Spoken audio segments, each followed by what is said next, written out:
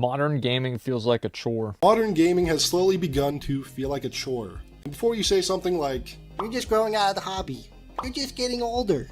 I don't feel this way towards older games that I am now playing for the first time, or several indie titles.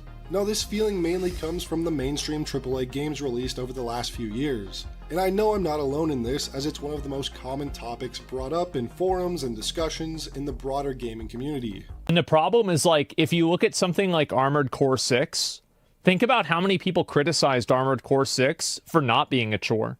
Only gotten better and better, and games have only become more and more ambitious. So from an objective standpoint, gaming should be better now than ever before. So why do so many gamers share this sentiment? Old games don't feel like a chore, but new ones do. What's the difference between new and old game design that separate them from one another?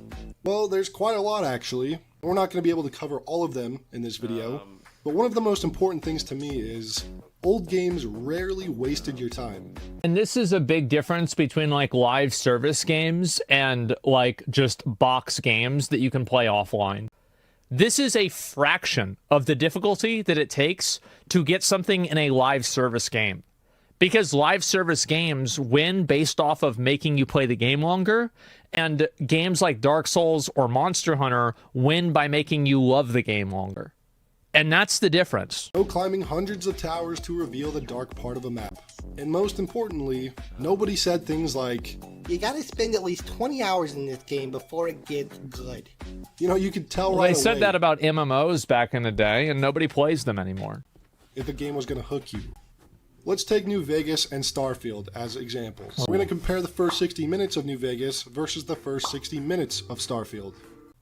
Now let's take a look at Starfield's first hour. You're going to spend about 10 minutes slow walking while NPCs ramble to you. You pass out and wake up, create your character stats, slow walk for another 10 minutes with more exposition dumping, fight off a group of pirates for about 20 seconds, slow walk and then exposition dump some more, interact with your loading screen, your ship, walk around a barren planet, shoot a couple more pirates, and then somehow, after that first hour, the game becomes even more restrictive and slow. You will spend the next 3 hours doing nothing but slow walking and talking to NPCs to tutorialize you some more. Feel like a chore when they waste your time or they take too long to get going.